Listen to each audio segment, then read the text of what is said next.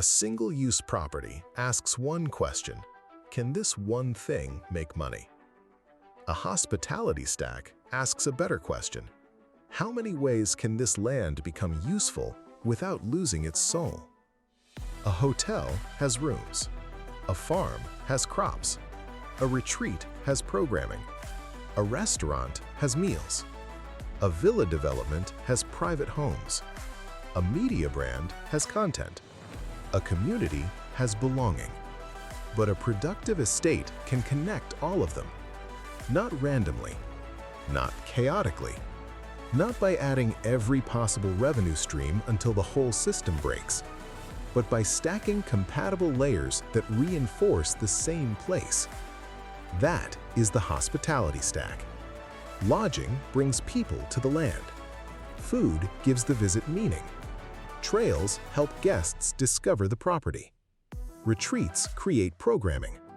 Events create urgency. Villas create long-term attachment. Products let the place travel home. Content lets the story travel online. Community gives people a reason to return. Each layer supports the others. The garden supports the kitchen. The kitchen supports the guest experience. The guest experience supports the brand. The brand supports demand. The demand supports hospitality. The hospitality supports land value. The land supports food systems. The food systems support story. The story supports community. The community supports the next project. This is how a piece of land becomes more than acreage. It becomes a platform. But this also means the model is not simple. It requires discipline. Too much farming complexity can break operations. Too much hospitality capex can create financial fragility. Too much investor customization can destroy design coherence. Too much community hype can create legal risk. Too much resilience language can sound like fear marketing. The hospitality stack only works if each layer is sequenced carefully. Start with due diligence, then low-cost activation, then food systems, then trails, then pilot hospitality, then community events, then prototype lodging, then standardized villas, then larger infrastructure only after demand is proven.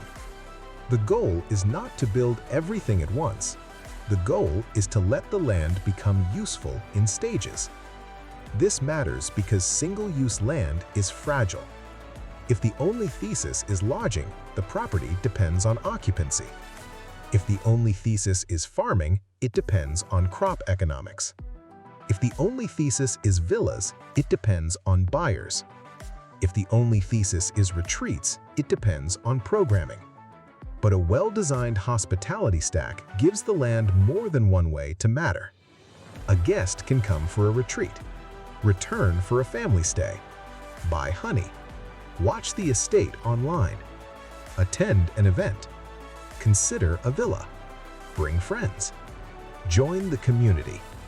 The estate becomes a living ecosystem of use. That is more powerful than a property that waits passively for bookings. But the stack must not become clutter. Every layer should answer one question: does this make the estate more alive, more useful, more trustworthy, or more memorable? If yes, it may belong. If no, it is probably complexity disguised as strategy.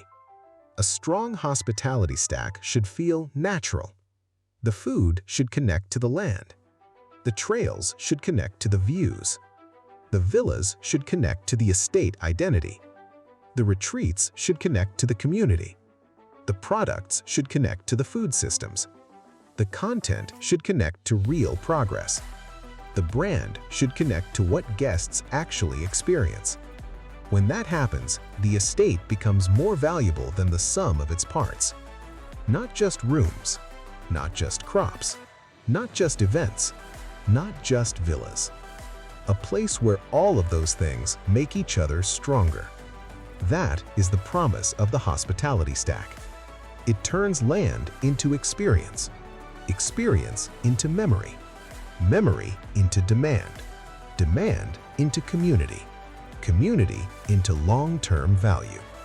The future of hospitality may not be only better rooms. It may be better ecosystems. Lodging, food, land, community, and experience can become more valuable together than they ever could alone. That is where a retreat estate becomes more than a place to stay.